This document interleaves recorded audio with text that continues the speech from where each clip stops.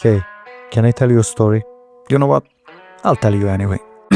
One dark and creepy night, like every other night in Red Dead Redemption, Arthur Morgan, the man, the legend, the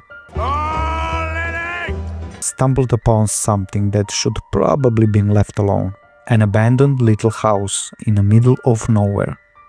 So, naturally, Arthur did what he do best, but while he was trashing the place, searching for cash, beans, something strange happened.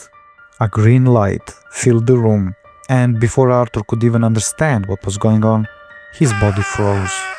And then, nothing. Then he finally opened his eyes. He wasn't in New Hanover anymore. Arthur Morgan had somehow woken up in Fallout 4. What the hell? And the Commonwealth decided to welcome him properly.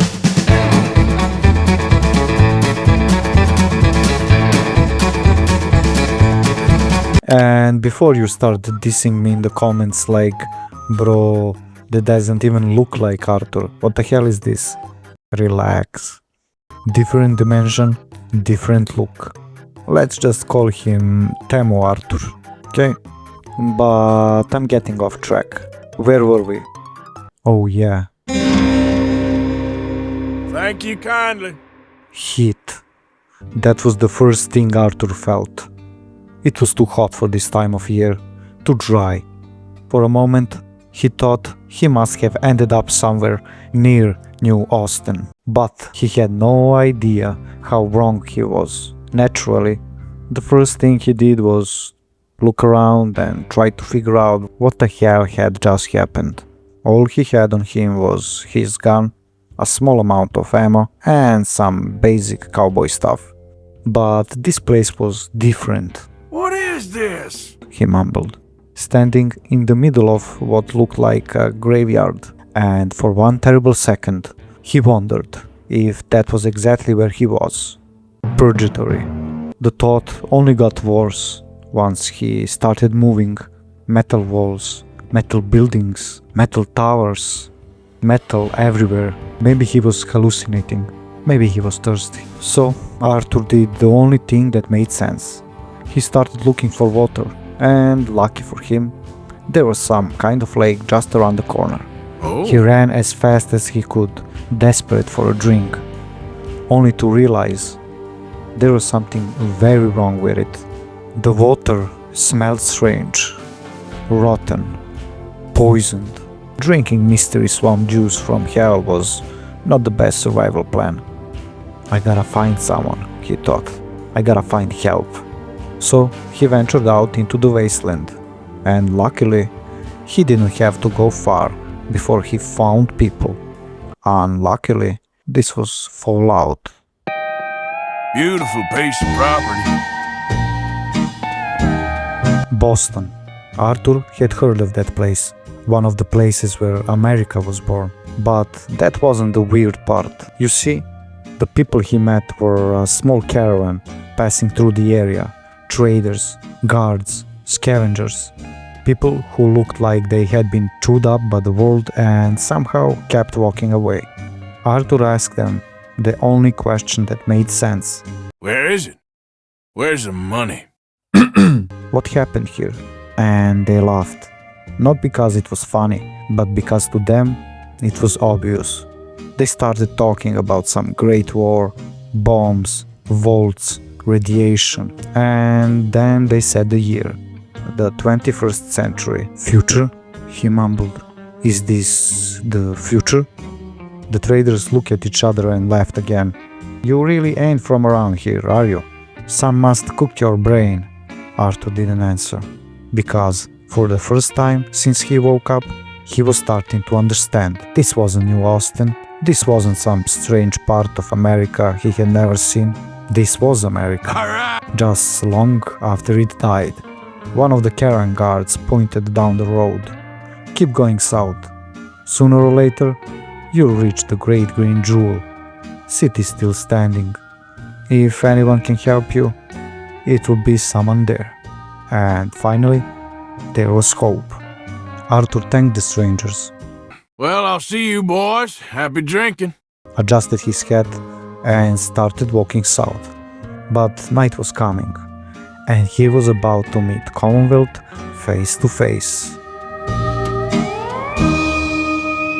Where's our money?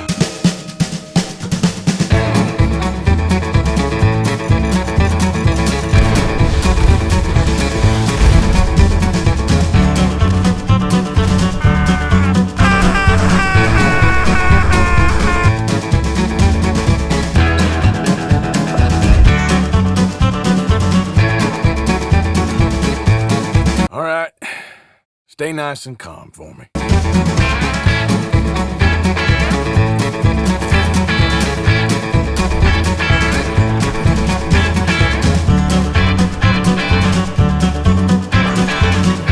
You don't seem right. This don't seem right. I don't trust you as far as I can throw you.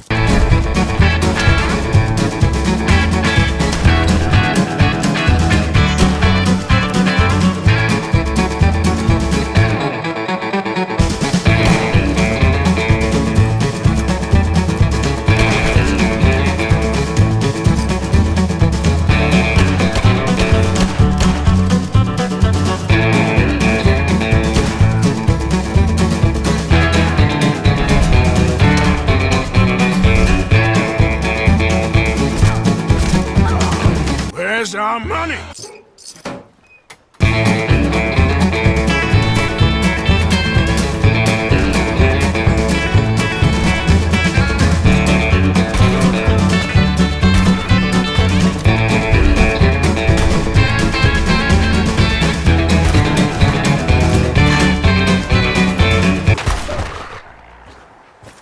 You'll never take me alive! He was safe, at least that's what he thought.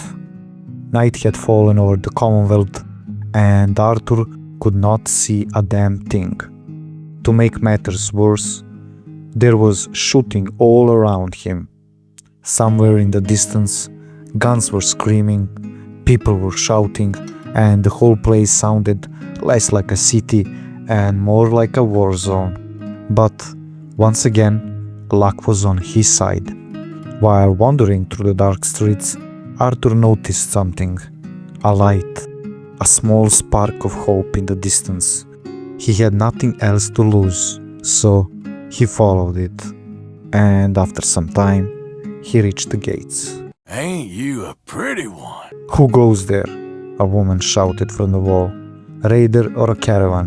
It's Arthur! "Hey, don't shoot. I need some help, miss. Please." He told her he came from far away, that he lost his memory, and that he needed a place to stay until he figured out what was going on, which was not exactly the truth, but it was close enough. "Bunker Hill," she said. "That's the name of this place. You're welcome here, as long as you don't start any trouble." Then she looked him up and down. "And I'll be keeping an eye on you." I'm coming in. Arthur thanked the lady and walked straight to the bar. He was thirsty.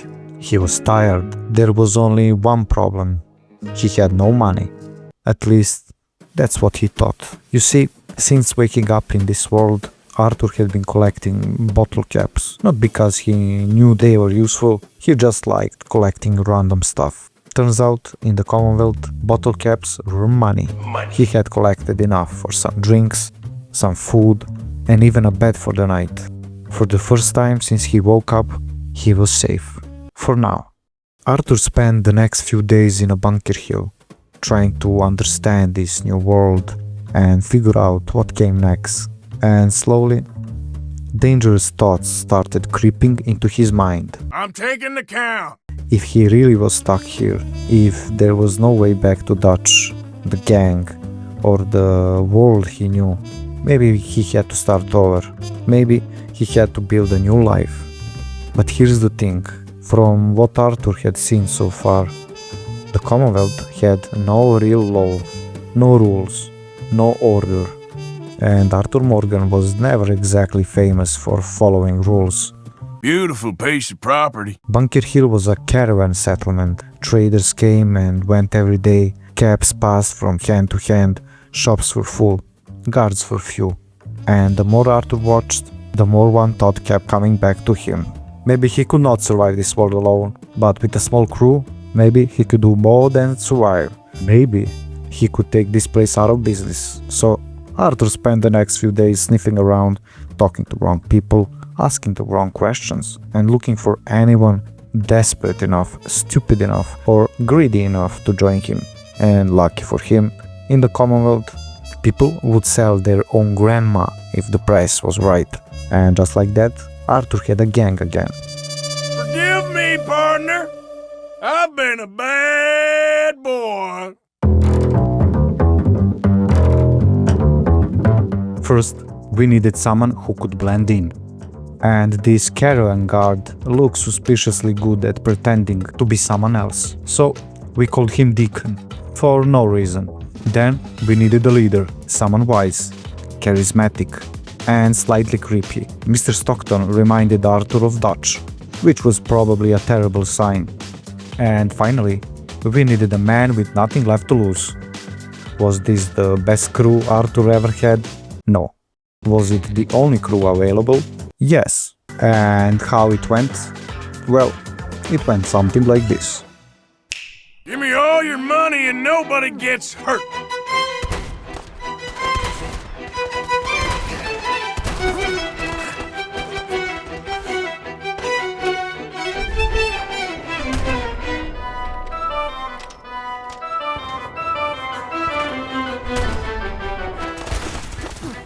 Stay here and cover me.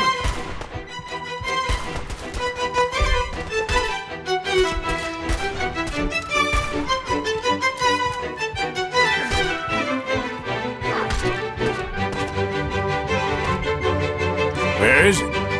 Where's the money?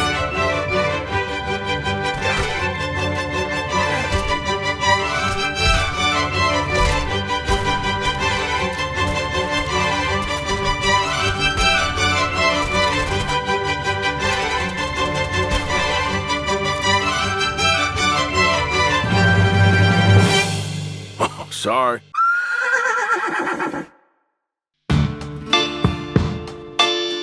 After the dust settled, there was only one man standing, if we don't include Deacon. You see, the thing with these kind of heists is that there will be always someone who tries to double-cross you. And in this case, that was Stockton.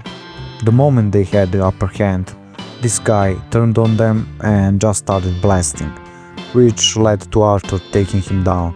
This was the second Dutch he lost in a couple of days, and he wasn't taking it well. The random guy was gone too, but this place went from a busy caravan settlement to a ghost town in a matter of minutes. The loot was good, but not exactly what Arthur hoped for. He was low on ammo, low on food, and hurt badly. "We gotta move," he said to Deacon. "Someone probably heard all that shooting. Any place we can go, somewhere away from this city, where we can lay low for a while?" Deacon stopped to think for a second. "I think I might know a place, way up north, so we better start moving." "Alright, partner," said Arthur. "Damn, I wish I had my horse with me." Now, this is finally getting fun. Arthur said. And suddenly, some strange noise drew his attention. Arthur stopped. Whoa, girl, easy now. Easy, girl. And there it was. Not exactly a horse, but close enough. Horse 2000. Faster, stronger, and doesn't need food. Arthur could not believe what he saw. With no hesitation, he approached the metal thing and hopped on, like it was meant to be. And just like that, this day became a lot better.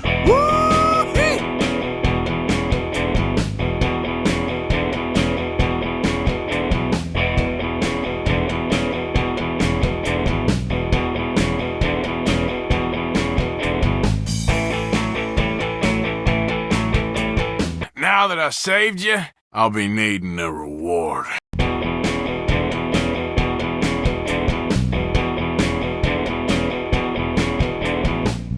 Sometime later, they came across what looked like a scrapyard. There were people shooting, more rats running around, and in the middle of all that mess, Arthur saw someone that made him stop for a second. Lenny! Oh, not again. Or maybe it was just the sun that cooked Arthur's brain. He wasn't sure, but in that moment, it didn't matter. All he knew was that he needed to help him.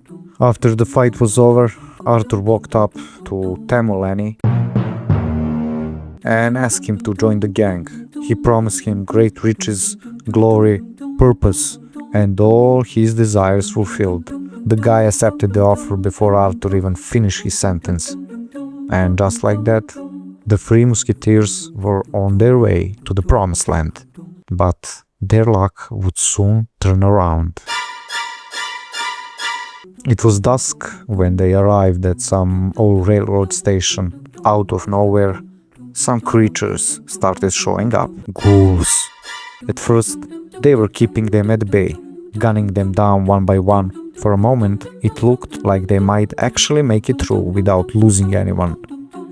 But then Arthur heard it. Help! It was Lenny. They got him. They were all over him. Arthur tried to stop the creatures, but it was too late. By the time he reached him, Lenny was already gone. Arthur just stood there, staring at the ground, unable to believe that this happened again. Oh no. Lenny? Yes, you, Lenny. You're a fool. Nothing ever lasts forever, especially in the Commonwealth. Lenny was gone, and you like this video. What? Anyway, with Lenny gone, Deacon didn't stick around long.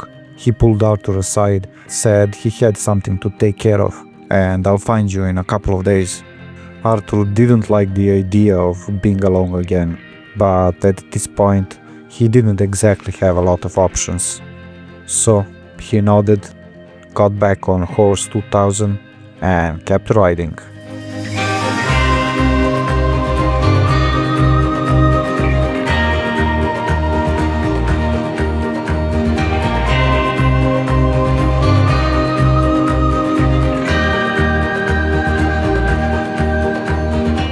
Red Rocket. It wasn't much, just an old gas station, half broken, standing alone in the middle of nowhere.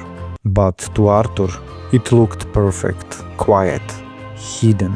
And then, before he could even take a proper look around, something came running towards him. A dog. Arthur watched the dog approach, expecting trouble, because in this place, even a chicken would probably try to kill you. But the dog didn't attack. He just walked up like they had known each other for years. He was friendly, so Arthur decided to keep him. He looked around the place, checking every corner, every room, and for the first time since waking up in this world, he thought to himself. This is about where the fun starts. So Arthur found an old sleeping bag, dropped his stuff, and took a deserved rest.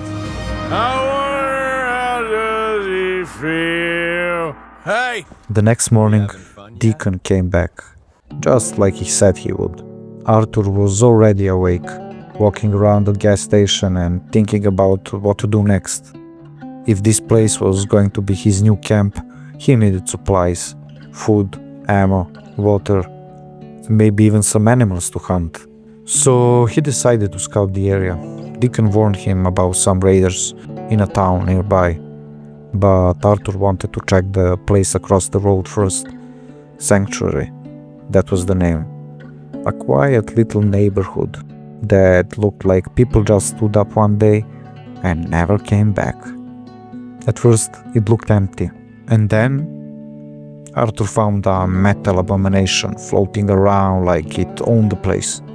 Now, maybe in another life, they could have been friends, but instead of reaching for his gun, Arthur just stood there, listening as the floating metal butler started talking like nothing in the world had changed. Uh-huh. Whatever you say, pal.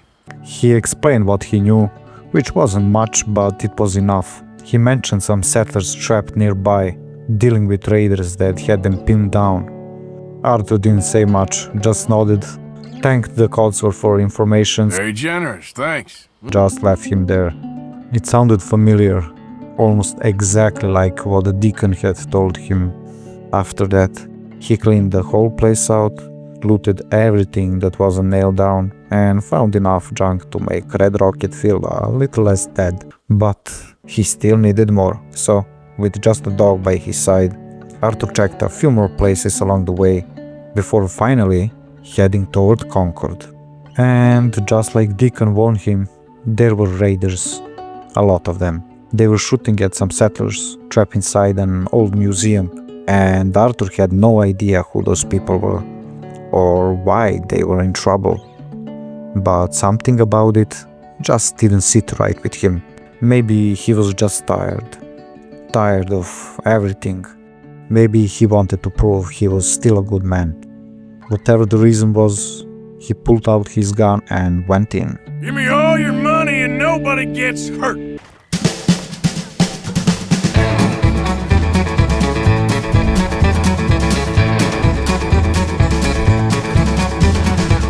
I don't like any of you.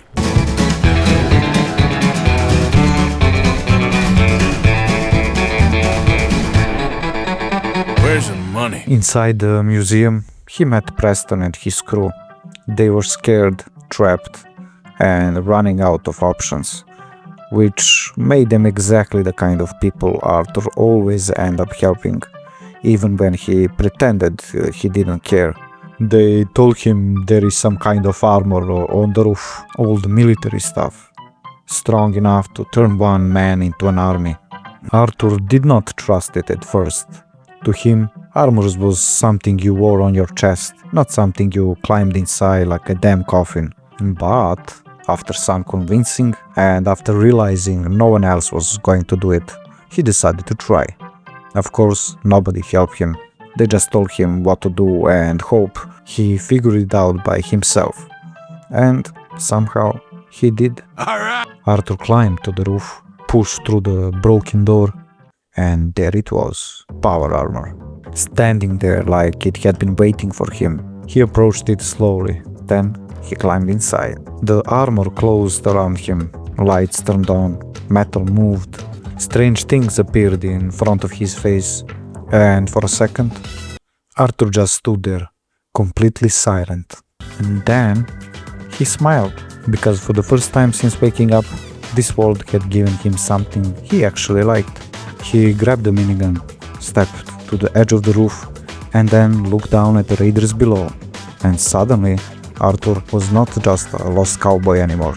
He was a lost cowboy in a power armor. Yeah! Woo!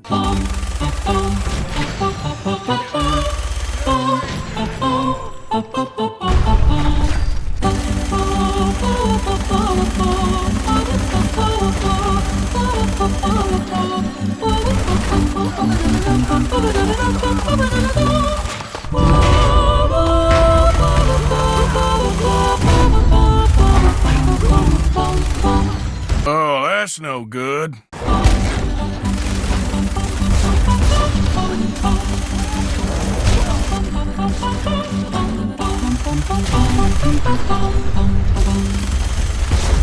I will start trying soon. After the fight was over, Arthur returned to the museum, still trying to understand what the hell is going on. Preston and his people were alive, the raiders were gone, and Preston even paid him, which Arthur appreciated, because helping people is nice, helping people and getting paid is even better. But then came the offer. Preston told him they were heading to Sanctuary, the quiet neighborhood Arthur had passed earlier, and that if he wanted, he could join them. They said he could even have a house for himself, a real place to stay. And for a moment, Arthur didn't really know what to say. A house. Not a camp, not a stolen room, not a sleeping bag on the floor of some old gas station. He wasn't sure about all of it, but Sanctuary was on the way back to Red Rocket anyway, so he agreed to escort them there. And while they walked, Arthur started thinking, what if he really did settle here? Sure, Sanctuary was a ghost town now, but with a few more hands, some hard work, and a little bit of luck, maybe this place could actually work. Was this it? Was he finally going to have a break from all the plans, the hastes, the running, and the double crossing? Could Arthur Morgan, of all people, finally just sit down somewhere and enjoy some peace and quiet? By the time they arrived, it was already dark, and Arthur was too tired to think about it anymore. So he found an old chair, sat down for just a moment, and decided to rest his eyes. Oh, not again. Maybe it's time to wake the hell up.